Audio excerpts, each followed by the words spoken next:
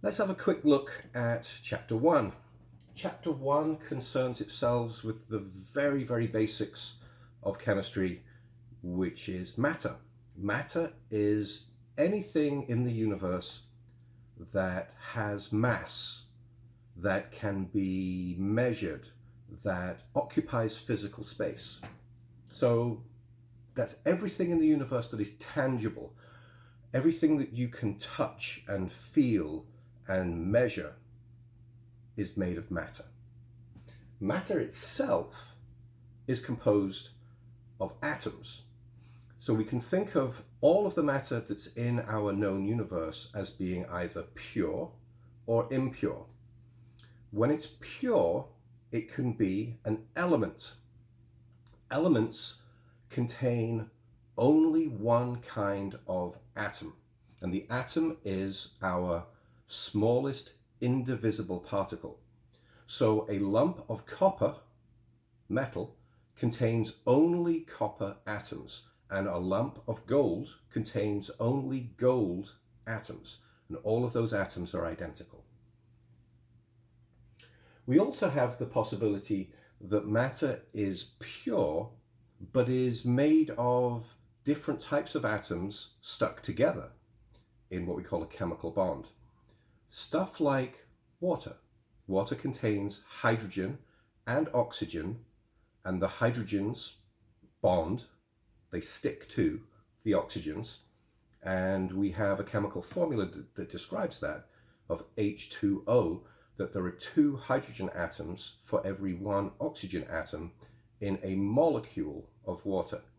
Now, compounds are these groups of atoms stuck together, and the words compound and molecule are used interchangeably by people who don't know what the inner meaning of those words are. They are actually different. We'll talk about that much later on. It is also possible that matter is impure, and when matter is impure, well, it's a mixture, and we have divided our universe of materials into 2 types of mixture. Those that are homogeneous, that means that their composition does not vary. So if we dissolved some salt or some sugar in a glass of water, then it looks uniform. In fact, that's a very special type of homogeneous mixture. That's a solution, and a solution is a very special type of homogeneous mixture because we can no longer see the 2 different components. The salt has disappeared. Okay, so the bottom part of the container and the top part of the container look the same as each other. You can't tell the difference because they're all in the same phase. They're all in the same state of matter. There are 3 states of matter. They are solid, liquid, and gas. So we're expecting them to all be the same. Heterogeneous mixtures have variable composition. Now, just because it's science doesn't mean that we're not allowed to get into a little bit of a philosophical debate from time to time. And different people draw the line at different places about what they agree that heterogeneous actually means. So if I had a box and it had 100 marbles in it, then I could say, well, that's 100 marbles. They're all the same as each other. Therefore, they're all mixed up in the same box. That's a homogeneous mixture. And then you would say, yes, but some of those marbles are blue and some of those marbles are red. I can see the difference. Therefore, I'm calling that one heterogeneous. Yeah, so there's still a little bit of debate about exactly what heterogeneous mixtures are, but expect them to be different from one another. So, sand plus water equals mud. That's a heterogeneous mixture. The thing with mixtures that are really cool is that you can always separate them. Mixtures are two or more components occupying the same space but not interacting with each other strongly. So there's no chemical interaction. They're just physically occupying the same space. So if you gave me mud, I would be able to put that on a big piece of cloth and let the water filter through the cloth and leave the sand behind. You can always separate a mixture using just physical means. Okay, now our elements, those are our pure atomic materials. They have been organized into something that we call the periodic table. And it's this kind of awkward looking shape, and it contains lots of little boxes. Chapter 3, we're going to come back and take another look at the periodic table. But the thing that I can tell you is that those boxes with the elements in them, the atoms in them, they're organized by chemical behavior.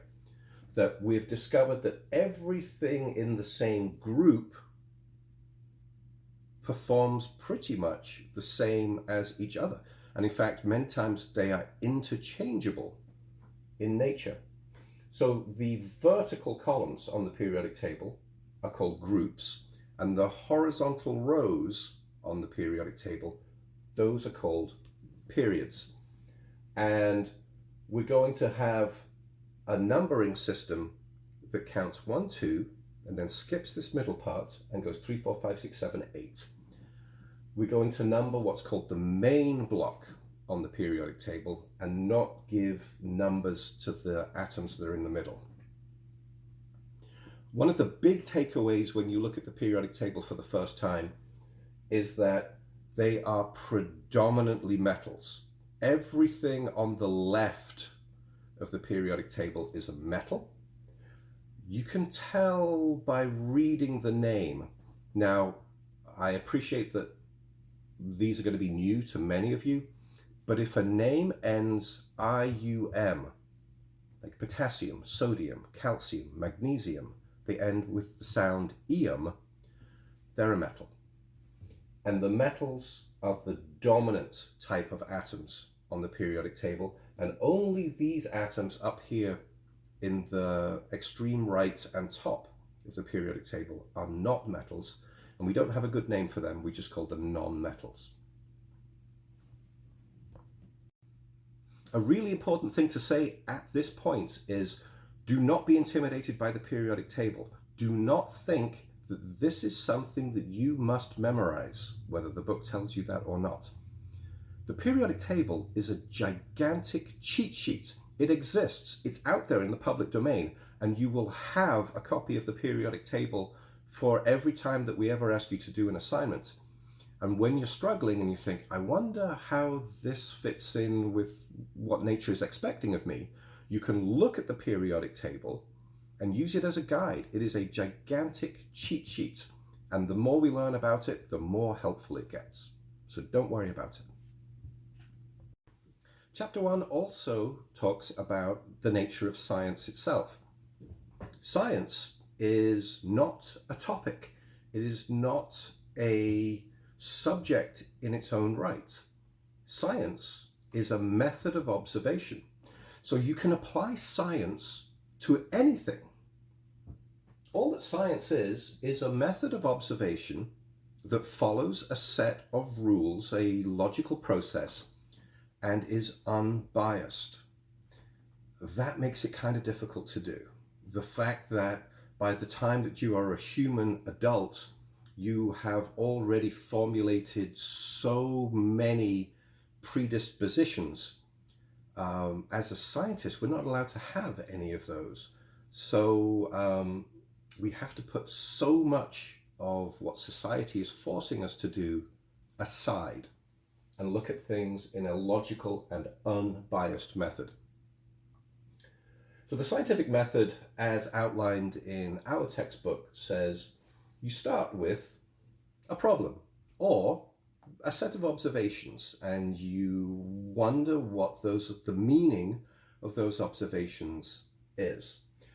It's really important to start with the tangible observations and not start with the conclusion and try and backtrack your way through the evidence to prove that your initial biased conclusion was correct. So we start here, and then we collect them into a set that seems to be a usable set of data. And then we see if we can spot a trend in that information.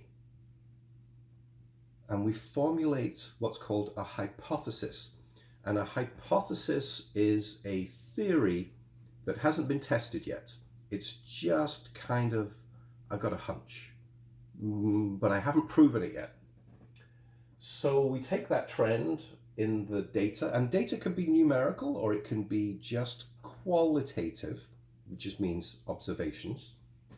And then we try and apply a test to it. And if the test tells us that our observations are validated, don't want to say that it's true, I'm going to say it's valid, then your hypothesis just turned into a theory.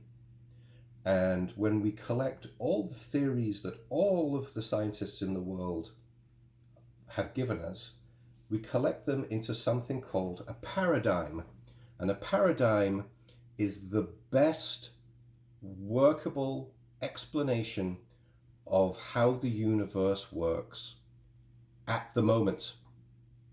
And we all know from recent events in the pandemic that paradigms change, that they shift over time.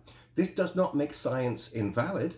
It makes science more valid, because today's explanation of how the universe works is better than yesterday's explanation of how the universe works. And that's going against a really tremendous opposition in human nature, that we don't want to admit that we were ever wrong sometimes as humans. But as scientists, we embrace being wrong, because that means that I'm more correct today than I was yesterday. If, however, the test says, no, your theory doesn't work out, your hypothesis is incorrect, then we send it back and just say, try again. Look at the data a different way, maybe collect more data. Do something more complete.